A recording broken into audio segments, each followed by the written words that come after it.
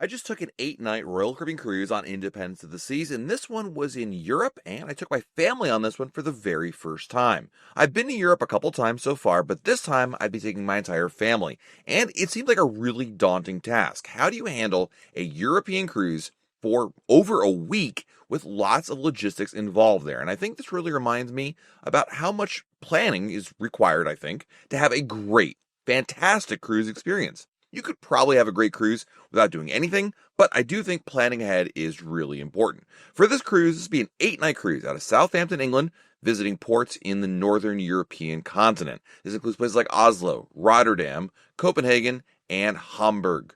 I booked this cruise over a year ago because I wanted this to be a Royal Caribbean blog group cruise. We do 2 group cruises a year in which we invite all of you that are watching this video to join us for it. And this would be an 8-night sailing that really visited some really cool places I've never been before. And I was equally excited to be able to share the experience of Europe with my family. Not only would we be on an 8-night cruise, but I actually booked a back-to-back sailing in order to stay on Independence of the Seas and do a second sailing in a row. And if that wasn't enough, well, we also planned time in Paris, France, as well as London, England. I wanted to take full advantage of being here. If you're going to spend a lot of money, thousands of dollars, not only on the cruise, but other thousands of dollars to fly there, I really think it's prudent to take full advantage of everything. Plus, my kids are out of school for summer, so this seemed like the perfect opportunity. For this cruise, I booked 2 connecting balcony cabins on Deck 8. Balcony cabins, especially connecting ones, are my favorite kind of category to book. It's easy, it's relatively affordable, and it allows a lot of space for our family. The reason why I prefer connecting rooms instead of one large room is because, number one, it provides 2 full bathrooms and separation from my kids. I love my kids, but I don't want to sleep in the same room as them. They probably don't want to sleep in the same room as me, and it just makes it a lot better for schedules and for giving some separation, especially as our kids have gotten older. This has become really very important. Now, when it comes to a ship like Independence of the Seas, which is not a new ship, but certainly not an old ship, came out in 2008, and it actually can handle over 4,000 passengers with a gross tonnage of 154,407 and a length of 1,112 feet. It's a really big cruise ship. And with ships like this, that are not the newest ships in the fleet, I don't really find a lot of value in the suites, to be honest with you. I mean, they're nice, and I'll stay in a suite. If someone wants to buy me a suite on Independence of the Seas, I'll gladly stay there. But for what we're doing, especially considering how much time we're planning to be off the ship in port, I think a balcony is totally sufficient for what we need.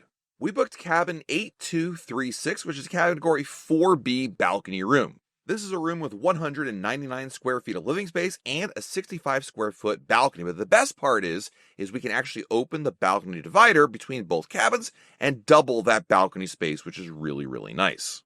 At 199 square feet in each cabin, that's more than enough room for 2 people to share it. And I really think there's ample space, especially with that couch and just general room to move around. But again, we really weren't in the room all that often. Quite frankly, I'm of the opinion that once I'm on board the ship, I'm out and about, and time in my room is pretty slim. The worst thing I could say about this room is the decor is a little dated. Certainly it doesn't look as new or updated as staterooms you'll find on new ships like Icon of the Seas or Wonder of the Seas, but I'm not really ever hung up on aesthetics, even on Enchantment of the Seas, which I did earlier this year. I really didn't care. I mean, at the end of the day, I'm not living here permanently. This is just a place to sleep and shower and change, and for those purposes, it was totally fine. Something completely different on this cruise was the fact there'd be a Royal Genie on board. Royal Caribbean is kind of testing out adding the Royal Genies to older ships. As of right now, it's only available on Independence of the Seas and Freedom of the Seas, from what I can tell. But basically, the idea here is you take the Royal Genie program, which originated on the big new ships like the Oasis class and the Quantum class, and it's also available on the Icon class as well, where you get first class VIP treatment throughout your sailing. But the difference here is you're only buying the service. You can actually get the Royal Genie service with not a suite. In my example, I'm here in a balcony room, but you could have booked this with an inside room.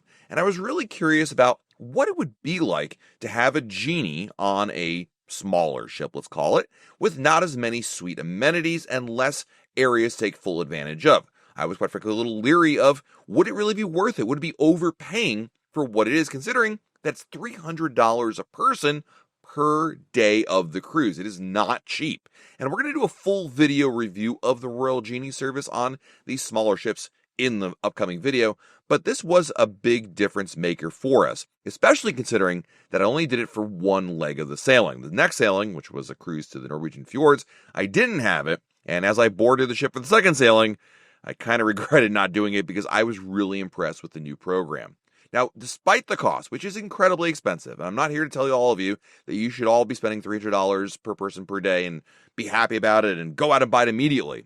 This is really a program for folks that want the easy button. If you value time over money, if you value not waiting in lines or minimizing your waiting in lines, if you value having your cruise be as easy, splurge-tastic, and convenient as possible, this is the program for you. That's not everybody, and that's probably a very small percentage of folks out there who truly favor that kind of a vacation, but this is what Royal Caribbean is trying to cater to, offer something for everybody. In the same way that you have inside rooms and balcony rooms and suites, they're trying to cater to different tastes out there.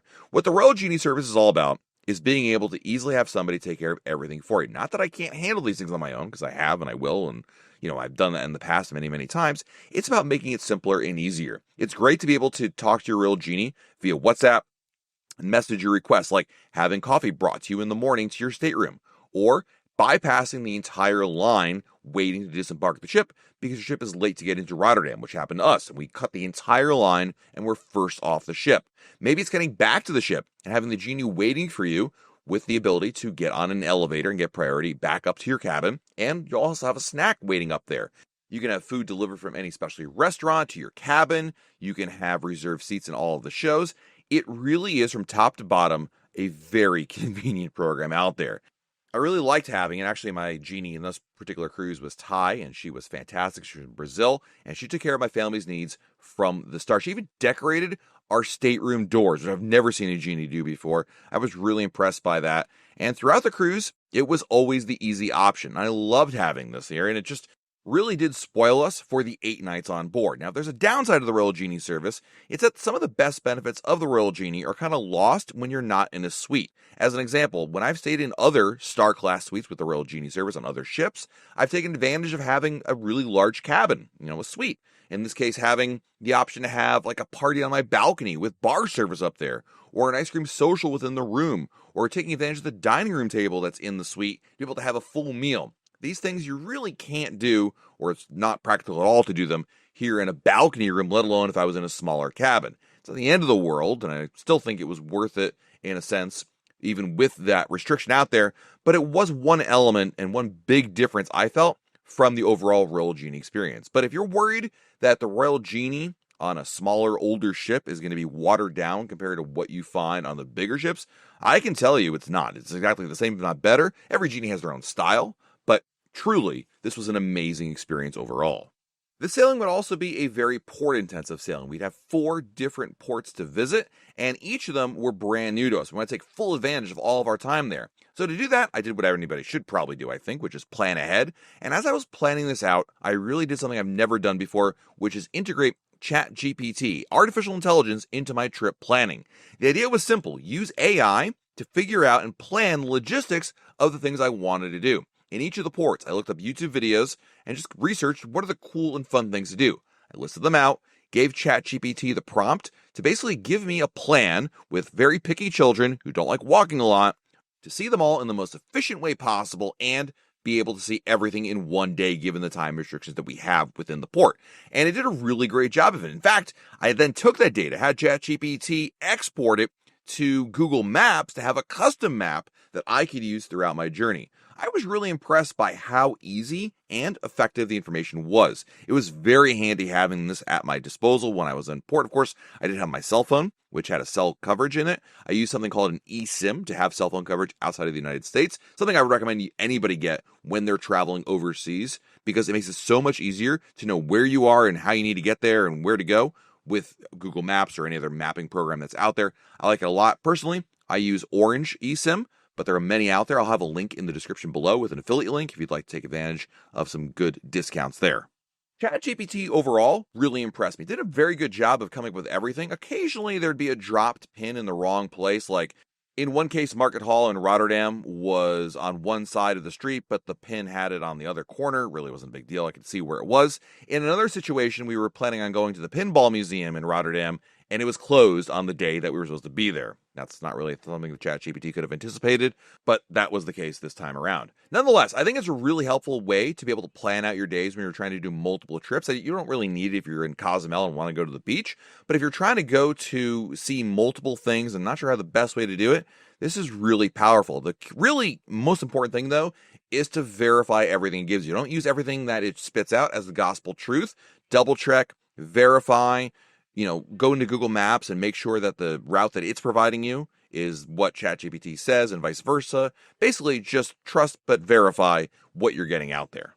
My two favorite ports were Copenhagen and Hamburg, and for different reasons. In Copenhagen, we saw a lot. Walked around the city, used ChatGPT to its fullest, and it was really cool seeing all the sites that are there. There's some amazing restaurants and great bars and some great historical artifacts as well. I really could spend some more time here in Copenhagen. Really did enjoy my time. I thought it's just a beautiful city, easy to get around, and just generally very fun. I also think maybe it looks the most stereotypically European.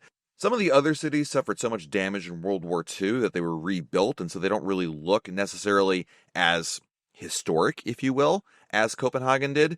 The other port I really loved a lot was Hamburg, Germany, and we went to a beer garden here, and I loved this because I actually met up with somebody who lives in Germany who was working in Florida at Walt Disney World. Kind of one of those it's a small world moments, no pun intended. Actually, yes, there was a pun intended. And we basically met up in Orlando, mentioned we're going to Hamburg, and we made plans to meet back up in Germany. And so Sariana took us over to this amazing beer garden, and we had a fantastic time singing, drinking, eating some amazing food. And it was just like reminding me what cruising is all about. When you're visiting places like Copenhagen and Hamburg and meeting people and getting to explore this world, this is something you can only get on a cruise ship. I mean, certainly you can do this on land, but it's so much easier on a cruise. And I'm not sure I would have done any of these things if it wasn't for a cruise ship type of vacation, because number one, it brought me to these places. Number two, the short duration in each of these ports forces you to maximize your time. And lastly, I think there's more of a communal experience with a cruise than with a land vacation. And from that aspect, I really enjoyed being able to see these places, and it really opened my eyes. Ever since my first European cruise a couple of years ago, I've really gotten hooked on cruising to Europe because it opens up, obviously, some more places to visit, but it's really exciting. Every destination has something a little bit different to it, and they're not all the same. I think that's one of the problems in the Caribbean, in which a lot of the beaches just feel like, well, just another beach. But in Europe, every city, every place you visit seems to have its own distinct look to it.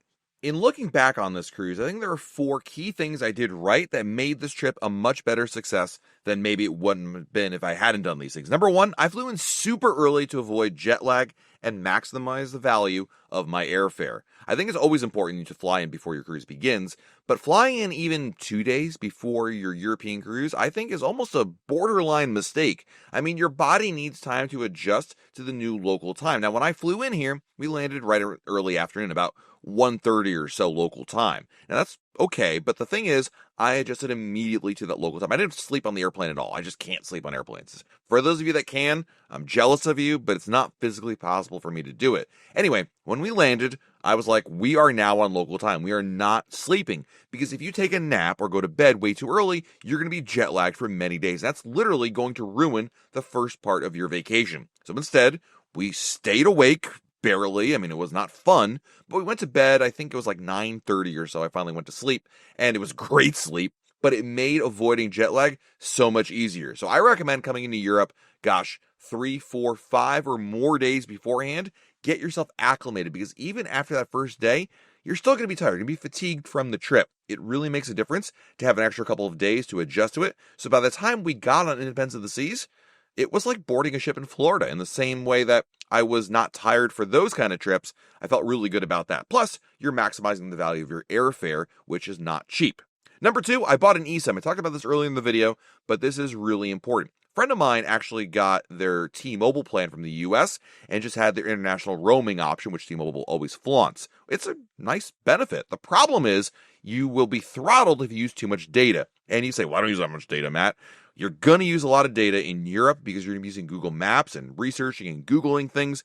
Basically, they ran out of data very quickly and were throttled. And what that means is their speeds went down super low. Whereas I purchased for $40 100 gigabytes of data for a month.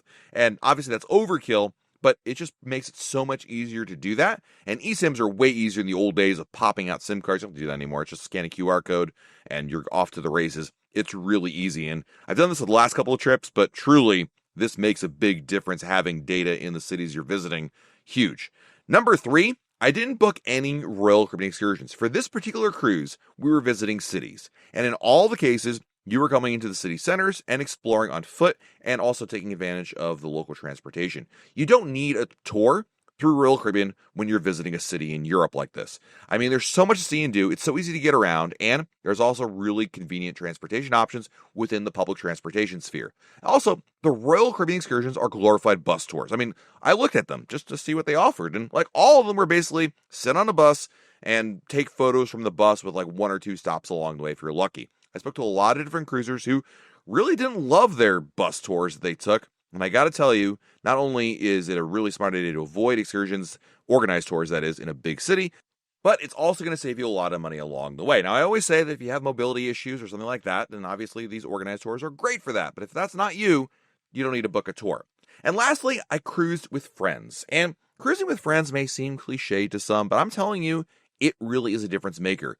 Going with friends on a cruise ship means you have obviously people that you already know on board. And that's good for both us as adults as well as my kids. And having other people to commiserate with, laugh with, share the experience with really makes a difference. I often say the only way to make a cruise better is to cruise with friends. And this is definitely the case. Now, this could be your family members. This could be friends and people you know on the internet. It could be people you go to school with, neighbors down the street. Whatever the case, if you're comfortable with them, I think it's a really great way to enhance your cruise experience.